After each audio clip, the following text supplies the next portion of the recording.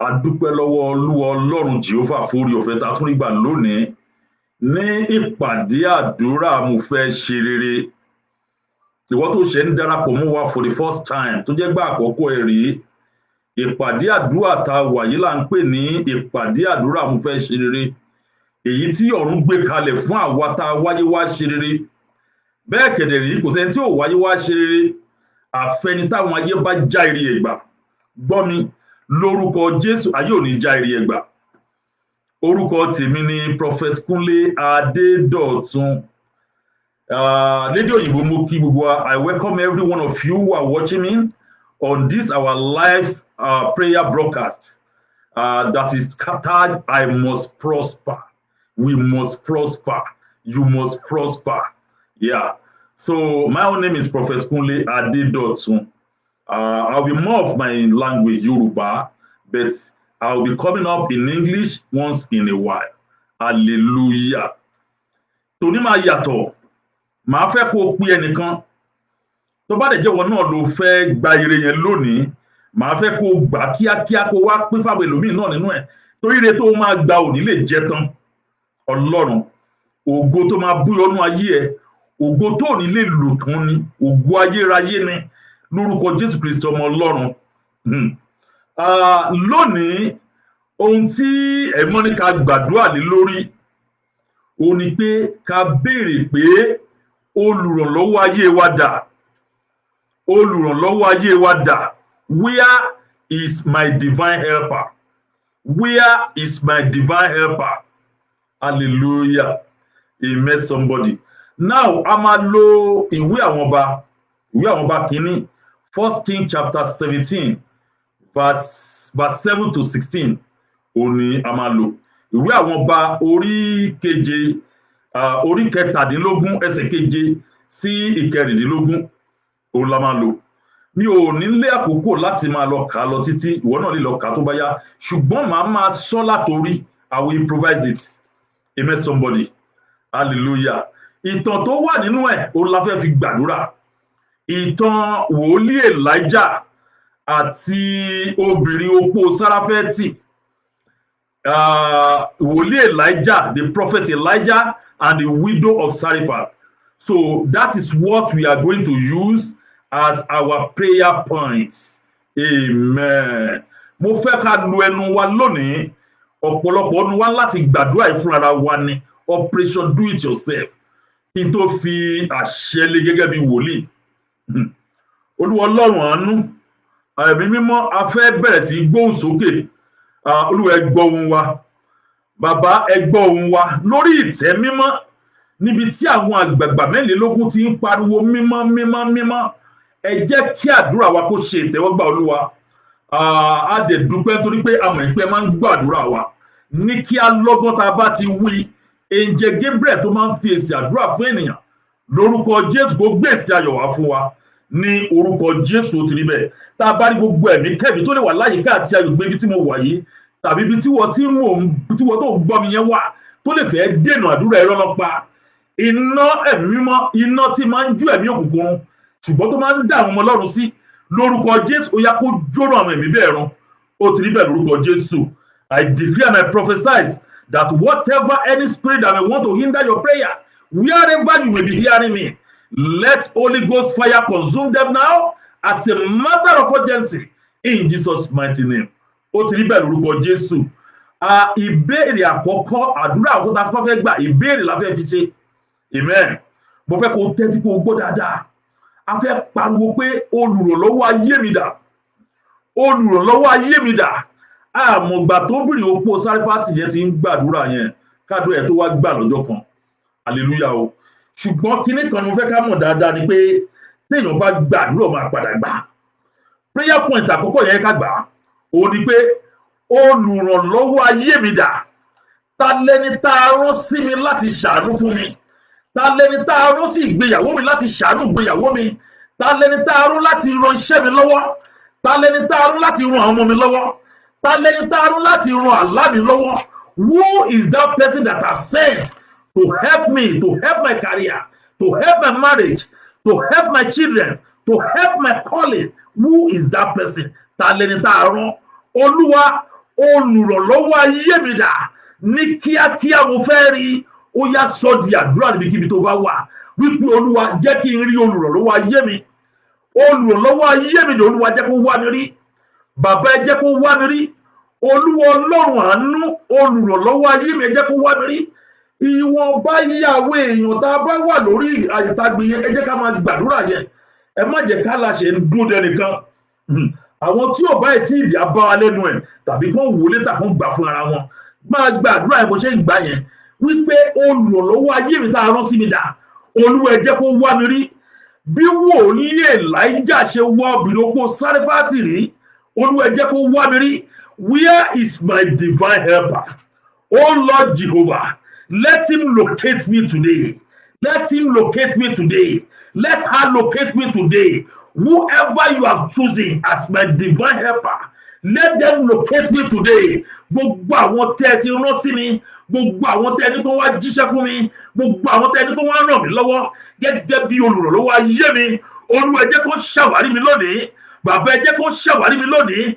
Olùrànlọ́wọ́ ayé mi dà, olùrànlọ́wọ́ iṣẹ́ mi dà, olùrànlọ́wọ́ ìgbéyàwó mi dà, olùrànlọ́wọ́ àwọn ọmọ mi dà, olùrànlọ́wọ́ ìyàwó mi dà. Olúwa ẹ jẹ́ kó wá ràn mí lọ́wọ́. Ẹ jẹ́ kó ṣàwárí mi lónìí. Lórúkọ Jésù ẹ jẹ́ kó ṣàwárí mi lónìí. Lórúkọ Jésù ó ti rí bẹ́ẹ̀.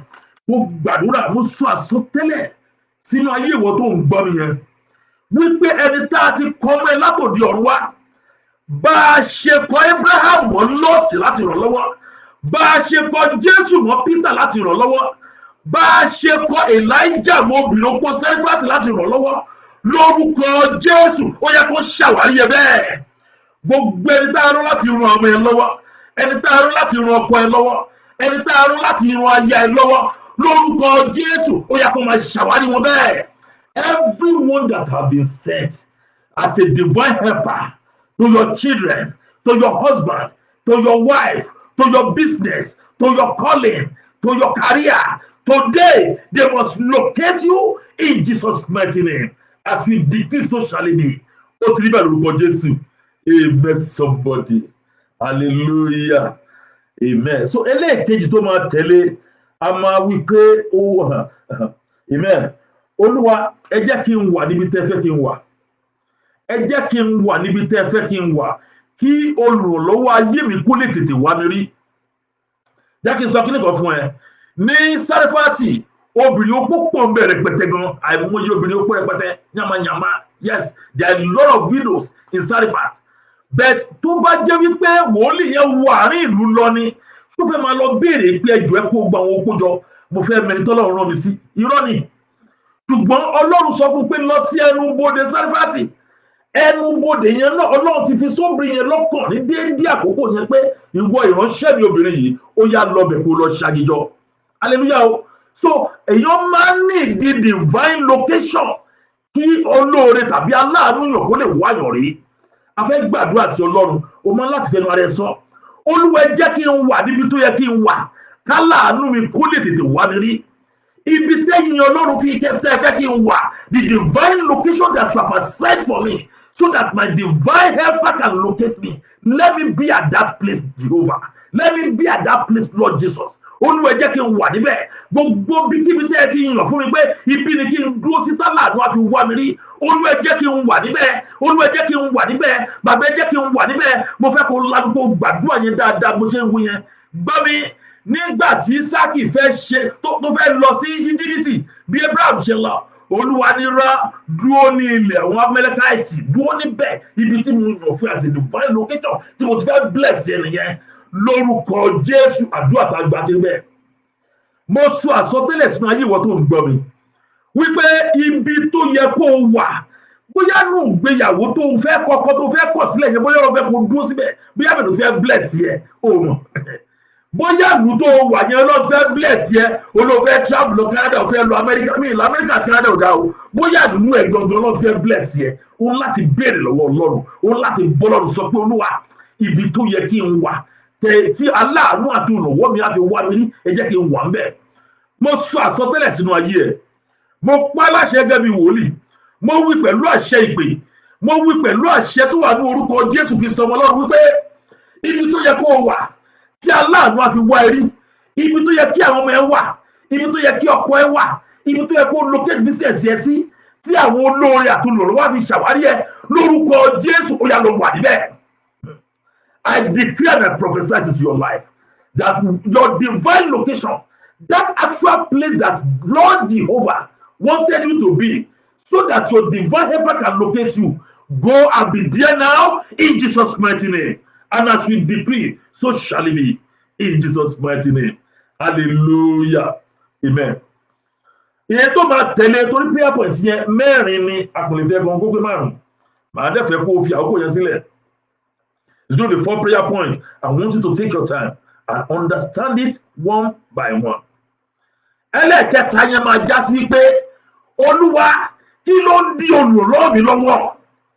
Kí ló ń di olùrànlọ́wọ́ mi lọ́wọ́? Obìnrin opó Sárífátì yẹn ti fẹ́ lọ commit suicide. Ó ń sọ fún wòlíì yẹn pé last supper oúnjẹ kékeré tó kù táwọn fẹ́ jẹ káwọn dẹ̀ kú lélẹ́yìí. Ó bìlí pé oúnjẹ yẹn ó fẹ́ commit suicide lẹ́yìn oúnjẹ pé káwọn dẹ̀ máa retí ikú. Ó mọ̀ ìgbà tó ti ń retí olóore ni. Ṣé ó mọ̀ ìgbà tó ti ń retí aláàánú ni?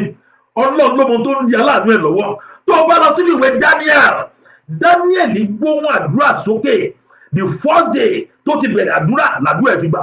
Nígbà tí ẹnjẹ Gabriel mú àdúrà èsì àdúrà ẹ̀ sọ̀kalẹ̀ wá, àwọn balógun Páṣíà, àwọn oṣù, àwọn àjẹ́ ojú ọ̀run, wọ́n dì í mú, wọ́n dì í lọ́wọ́. Ọpẹ́lọpẹ́ ẹnjẹ Michael òun ló wá gba ẹnjẹ Gabriel sílẹ̀ ló fi mú èsì àdúrà Daniel lọ ní 21 days ọjọ́ kọkànlélógún àdúrà tó ti gbà ní first day. Ó yẹ káàdúrà ẹ̀ ti gbà tipẹ́. Táwọn ogun òdìrí ló ń dí àdúrà ẹ̀ lọ́wọ́ ni, oṣó ni àbájẹ́ ni, lẹ́bọ̀lógún ni, ta ló ń dí àdúrà ẹ̀ lọ́wọ́? Ẹ̀ṣẹ̀ ló ń dí àdúrà ẹ̀ lọ́wọ́ ni. Kí ló ń dí aláàánú ẹ̀ lọ́wọ́? Kí ló ń dí aláàánú ẹ̀ mọ́lẹ̀? Ṣé inú ẹ̀wọ̀n láàánú ẹ̀ wà ní àbórí ìdùbúlẹ̀ àìsàn? Kí ló lè máa fa ìfàsẹ́yìn fún èsì àdúrà ẹ̀? Ó máa gbàdúrà, wàá sọ fún Ọlọ́run, Olúwa ẹ bá mi tú ẹnjẹ Michael sílẹ̀, kó lọ tú olùrànlọ́wọ́ mi sílẹ̀ níbikíbi tí olùrànlọ́wọ́ mi wà. Oh Lord Jehovah, set angel Michael free now. Let him go and set my divine helper free. Whatever might be entangling him, whatever might be delaying him, is it sickness? Is it imprisonment? Is it witches or wizards? Whatever that may be delaying my divine helper, oh Lord Jehovah, send your angel Michael to go and set him free. Oh Lord Jehovah, ẹ̀rọ angel Michael, ẹ jẹ́ kó lọ tú aláàánú ìsílẹ̀. Aláàánú ẹlòmíì inú ẹ̀wọ̀n ló sì wà. Aláàánú ẹlòmíì orí ìdùbúlẹ̀ ẹ̀sán ló wà. Aláàánú ẹlòmíì ọ̀nà jíjìn ìrere ló wà. Aláàánú ẹlòmíì àwọn oṣù àtàjẹ́ ti mọ ògiri dí àárín wọn. Gbọ́ mi dáadáa, tó bá yà mí ńlá ṣe lórúkọ Jésù, ẹni tó yẹ kó rùn ẹ́ lọ́wọ́ níbikíbi tó bá wà, ọ̀run tú sílẹ̀. Ó ti rí bẹ́ẹ̀ lórúkọ Jésù, àṣẹ ọ̀run ti gùn. Bá ti bẹ́ẹ̀ ni yóò rí kò lè yí padà. Jésù agbára wa, àmín àmín lórúkọ Jésù. Ẹlẹ́ẹ̀kẹrin máa gbọ́ dáadáa ká má fà owó ṣòfò. Mo sì nígbàdí àdúrà gan tí mò ń lọ, gbọ́ mi dáadáa. Ẹlẹ́ẹ̀kẹrin lélẹ́yìí pé Olúwa jẹ́ kí n dá láàánú mi mọ̀. Olúwa jẹ́ dá láàánú mi mọ̀ o. Má jẹ́ mẹ́sàn-án pẹ̀lú láàánú mi. Má jẹ́ gbọ́ mi dáadáa. Ọ̀rẹ́ mi kan tó máa ń kọ fújì tí mo láìpẹ́ orin yẹn dáadáa, fújì Saheed Òṣùpá. Ó ní tíire bá jọ bí tẹ̀dá ò bá mọ̀, wọ́n máa sá fúnre. Ó ní sáfà láàánú ẹ lórúkọ Jésù. Obìnrin opó Sárífátì yẹn nígbà tó rí Èlíjà, ẹni tá a ní kó àràn lọ́wọ́, ó tún tọrọ oúnjẹ lọ́wọ́ ẹ̀. Ìtumọ̀ èyí tí ń ṣe pé ìwọ náà onírànlọ́wọ́ kékeré kan tó máa ṣe. Ìdánwò kan wà tá a máa ń ṣe fáwọn tó bá ní ìrànlọ́wọ́. Ọlọ́run máa ń ṣe ìdánwò fún wọn. Ó máa ń dán wò pé ìjẹ́wọ́ náà tiẹ̀ lè ràn ẹlòmíì lọ́wọ́. À ń bọ̀ lórí ibẹ̀, another day prayer point nìyẹn. Ṣùgbọ́n ìta fẹ́ sọ́ọ̀sì ni pé Olúwa jẹ́ dá láàánú mi mọ̀. Let me identify my helper. Let me identify my helper. Elijah was sent to us to go and help widow of Zarephath, but still Elijah appears a beggar. And if that woman, if Holy Spirit was done with her, she could have denied Elijah. She could have said, "Oh man, you are a 419, you are a dubious man. I have no food to give you." But she did not say that. She reluctantly and willingly somehow rendered that help. Ó ṣe bákan bákan. Àwọn mi a máa sọ fún màámi, àwọn oníjìbìtì làwọn eléyìí. àwọn tá aláàlú wá oúnjẹ tó kù tá fẹ́ jẹ ó tún ní ká gbé wá. Oníjìbìtì ni wòlíì yẹn jàre, ṣùgbọ́n nípa ìfẹ́ olùgbàlà Ọlọ́run jẹ́ kí ìlérí ṣẹ. Gbọ́ mi dáadáa, wàá dá láàánú ẹ̀ mọ̀ lórúkọ Jésù. Ẹlòmíì ti bá láàánú ẹ̀ jà, ẹlòmíì ti bá láàánú ẹ̀ jà, ẹlòmíì aláàánú ẹ̀ ó ti ń bá yóò for 21 years kò dẹ̀ gbọ́ ló máa ràn wọ́n lọ́wọ́. Ó fẹ́ gbàdúrà, wàá sọ fún Ọlọ́run, Olúwa jẹ́ kí n dá láàánú mi mọ̀. Gbogbo ìgbàkigbà tẹ́ bá ti rán aláàánú sí mi, ẹ jẹ́ kí n máa dá wọn mọ̀ lórúkọ Jésù. Ẹ jẹ́ kí n máa dá wọn mọ̀, ẹ má jẹ́ kí n ṣìwàkù sí wọn. Ẹ jẹ́ kí n máa dá wọn mọ̀, ẹ má jẹ́ kí n ṣìwàkù sí wọn. Oh Lord Jehovah, let me identify my divine helper. Let me identify my divine helper. Let me identify my divine helper. Don't let me misbehave to them. Don't let me misbehave to them. Don't let me deny help. Don't let me deny them of any little assistance that I'm supposed to do to receive bigger help from them. Don't let me deny them, Jehovah. Let me identify my divine helper. Olúwa jẹ́ kí n dá láàánú mi mọ̀. Gbọ́ mi lórúkọ Jésù, ó ti rí bẹ́ẹ̀. Gbogbo ẹni náà rán sí ẹ láti ṣàánú fún ẹ. Ta la rán sí àwọn ẹ láti ṣàánú fún wọn. Gbogbo ẹni náà rán sí ọkọ tàbí ìyàwó ẹ láti ṣàánú fún. Gbogbo ẹni tá a rán sí iṣẹ́ láti gbé sókè lórúkọ Jésù wà dá wọn, ò ní bá wọn jà lórúkọ Jésù, ò ní bá wọn yóò dì. Ó ti rí bẹ́ẹ̀ lórúkọ Jésù, àṣẹ ọ̀run ti gùn. In Jesus' mighty name, so shall it be. Amen. Okay, now finally ẹ jẹ́ ká fi lè káàdì ẹ̀ nílẹ̀, ẹ ká fi lè káàdì ẹ̀ lẹ̀. Hallelujah o. Eléyìí tàbí káàdì ẹ̀ nílẹ̀ ni pé Olúwa má jẹ́ kí olóore mi má jẹ́ kó gbére mi fẹ́ lómi, má jẹ́ kó gbére mi fẹ́ lómi o. Olúwa máma jẹ́ nkú lórí mo ṣe o, máma jẹ́ nkú lórí mo jìyà o. Ẹlẹ́dàá mi ṣọ̀gbọ̀rọ̀ mi rò kó ojú máa tì mí o. Máma jẹ́ nkú lórí mo ṣe o, máma jẹ́ nkú lórí mo jìyà. Ẹlẹ́dàá mi gbọ̀rọ̀ mi rò kó ojú máa tì mí o. Ojú ò ní tiẹ̀, ojú ò gbọdọ̀ tiẹ̀, wọn ò gbọdọ̀ gbé eré ẹfẹ́ lòmíì, ayé ò gbọdọ̀ fi rí ẹ ṣàpínlẹ̀ lórúkọ Jésù, wọn gbọdọ̀ fi ṣàpínlẹ̀. Gbọ́dọ̀ dáadáa, Prophet Samuel nínú ìwé fún Samuel, òun la rán sí ìdílé Jésè pé kó lọ anoint ọmọ Jésè kan. Nígbà tó débẹ̀, Eliabu ló fẹ́ gbére fún kí Ọlọ́run tó kọ sí pé wo bí òun kọ́ is a wrong choose a wrong person. Mo fẹ́ mú yẹn is a mislo. Mo fẹ́ allocate resources yẹn nìkan fẹ́ fún wrong person. Ọtí ìgbà tí Dáfídì dé. Hallelujah. So ire ẹ pọ̀ ní allocate ẹ̀fẹ́ lómi. What I'm trying to say is this: your divine help will not be allocated to another person. Your divine helper will not allocate your blessing to another person. Wàá pariwo, wàá gbàdúrà. Olú Ọlọ́run Jehovah, ire ayọ̀ mi tá láàánú mi fẹ́ gbé wá fún mi. Olú ẹ má jẹ́ kó gbé fẹ́ lómi, ẹ má jẹ́ kó ṣì mí mú, ẹ má jẹ́ kó gbé fẹ́ lómi. Lórúkọ Jésù, ẹ jẹ́ kó gbélé mi lọ́wọ́. Aláàánú mi, olùrànlọ́wọ́ mi, ire ayọ̀ tẹ́ ní kó gbé wá fún mi. Olú ẹ má jẹ́ kó gbé fẹ́ lómi, olú ẹ má jẹ́ kó gbé fẹ́ lómi. Ẹlòmíì àní irọ́ ni, ẹni tọ́lọ́ bá rán sí ajíṣẹ́, nígbà mi ò lè má jíṣẹ́, òun láti fàdúrà fọ́ sí ẹni. Tí ò bá fi ṣe pọ́ lọ́wọ́ tó dá sí ọ̀rọ̀ yẹn, wòlíì yóò bá àdúrà ìtẹ́ Eliab instead of David. Àṣàrí pé agbé ìbùkún tó tọ́ sí sọ àgbè fún Jákọ́bù. Gbọ́ lórúkọ Jésù tó bá rà mí ṣe ire ẹ ò ní gbé fẹ́lòmíì. Aláàánú ò ní ṣí ẹ̀mú, aláàánú ò ní ṣí ẹ̀mú, aláàánú ò ní ṣí ẹ̀mú, aláàánú ò ní ṣí ilé ẹ̀yà, kò ní lọ gbé fẹ́lòmíì. Lórúkọ Jésù, ìwọ la rán sí, ìwọ ló máa jíṣẹ́ fún. Ó ti rí bẹ́ẹ̀ lórúkọ Jésù, àṣẹ ọ̀run ti gùn, bá a ti bẹ́ẹ̀ ni yóò rí, kó lè jí padà. Jésù agbára wa. Ọ̀mí àhàrìmà bíi ìbàṣíkàbà. Ẹ̀mí mọ́ ní káfẹ́ ẹ̀yọkùnrin ni pé Olúwa ṣèmi náà ní ìrànlọ́wọ́. Ṣé orí tí èèyàn bá rí àánú tán, tí àánú bá tó àánú, ìwọ gán dá láàánú. Tí ìrànlọ́wọ́ bá tó ìrànlọ́wọ́ tán, ìwọ gán dùn ìrànlọ́wọ́. Nígbà tí obìnrin ó pọ́ sábẹ́tì yẹn tó tọ́ ní àdìtọ́ tàbí ṣe pàwọn náà tó ń fún èèyàn. Ògo tógo olùyógolo tógo bá tógo ò lè lò tán. Ògbádùn ayérayé. Olúwa, nígbà tí olùrànlọ́wọ́ ayé mi bá jíṣẹ́ fún mi tán, ẹ ṣe èmi náà ní olùrànlọ́wọ́ fún àwọn ẹlòmíì.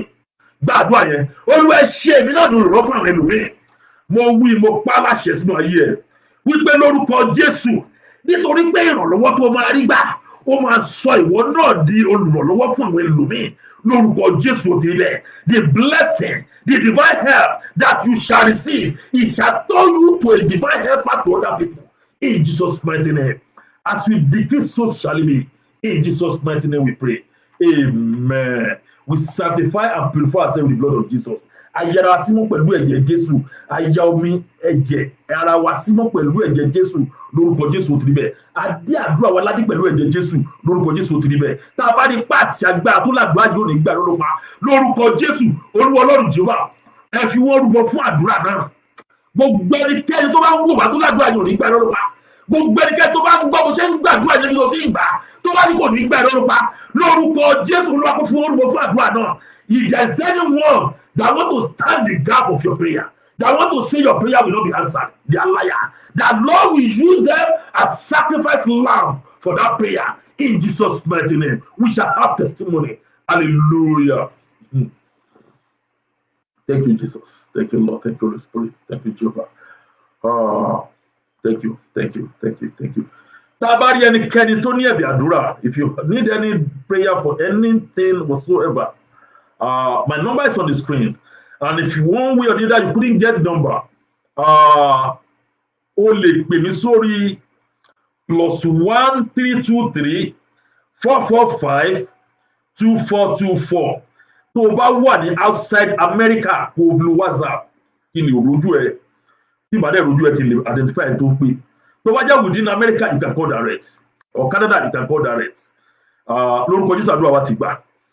Tá a tún máa fi pàdé ní ọjọ́ mẹ́jọ ní ọjọ́ Tuesday, ọjọ́ ìṣẹ́gun ní dédé aago 12 ọ̀sán ní Los Angeles time. Mi ò mọ àkókò tó máa jẹ́ ní ibi tẹ́yìn wà. Ayọ̀ àti àlàáfíà pẹ̀lú ọ̀pọ̀lọpọ̀ èrè la fi pàdé. Yes. If you are listening to me and you need any prayer assistance, you can call my number. You had me call it, so you can call it. If you are within America, you can call direct. Outside America, you can use WhatsApp. By the time we shall meet next coming prayer meeting on the Tuesday, 12 noon Los Angeles time, you shall come with testimony. Ìpàdé àdúrà yìí, ìpàdé àdúrà mo fẹ́ ṣe rere ni. Báyé fẹ́, báyé kọ̀, lórúkọ Jésù ó ṣe rere. Hallelujah. No matter what the devil does, my victory must come.